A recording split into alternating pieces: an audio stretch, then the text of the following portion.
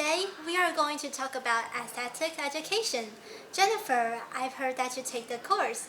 Could you tell us something about the course? Sure. The purpose of the course is to help students learn how to cultivate creative abilities and enhance their abilities in admiring the beauty of art. Furthermore, it can help not only mold individual personalities, but also build their critical judgments on beauty. Bring out a touching moment from the heart when admiring the artworks in the daily life. That sounds pretty abstruse to me. How are we supposed to learn aesthetics from the courses? Well, let's check out the video to have a deeper understanding. The aesthetics education can be divided into three parts: fine art education, and aesthetics education. Fine art education consists of a variety of classes which we learn from school, such as calligraphy, watercolor, sculpture, photography, and music. Art education includes visual arts, auditory arts, and a mixture of visual arts and auditory arts, like dance, drama, or movies. Aesthetics education is composed of visual arts, auditory arts, and a mixture of both, plus holding the activities of appreciating, making, and analyzing art. In short, aesthetics education is about all sorts of items in our daily lives. Learning aesthetics education enables us to observe the minor changes in life. For example, you might notice the changes of a button on a shirt or the huge tree in the forest. Through aesthetics education, our knowledge expands. We gain a better understanding of the rules and patterns of the world. We are able to grasp the meaning behind art masterpieces. The beauty of art is not merely an objective appreciation, but a power to change the world. Last year, the Ministry of Education started a special art project called Visual Aesthetics Education Project to promote our taste of aesthetics and to inspire our imagination to create our artworks.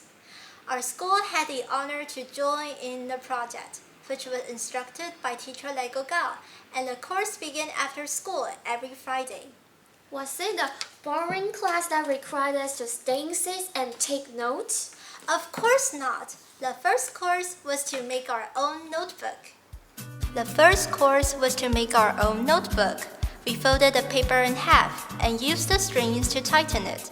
Then, we cut the paper into the size we liked and picked the cloth to make the covering page, sticking it to the paper carefully.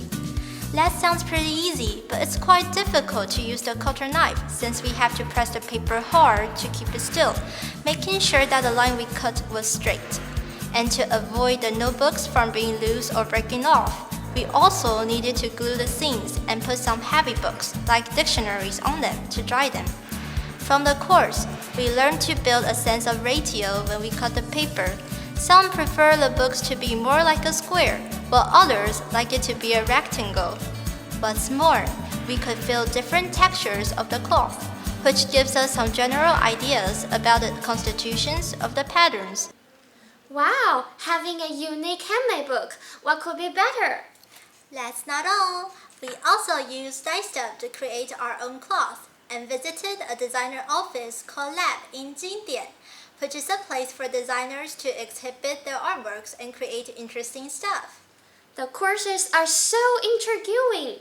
What was your favorite one?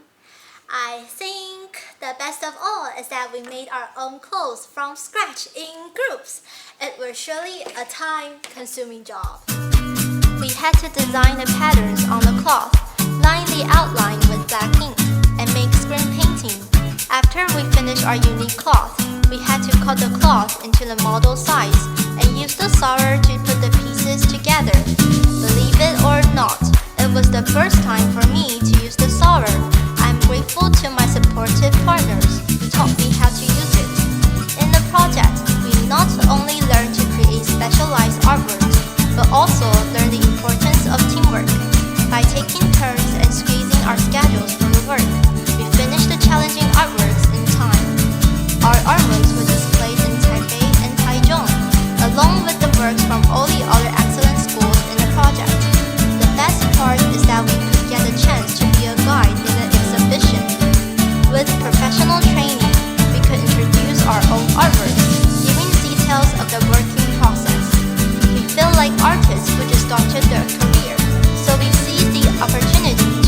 artworks for the public. Thanks to the project, we had a chance to be closer to our dreams. Now, our school continues to promote a series of aesthetics education, such as the program Visual Aesthetics Education Visit and the elective course Cultural and Creative Design and Aesthetics Conservation.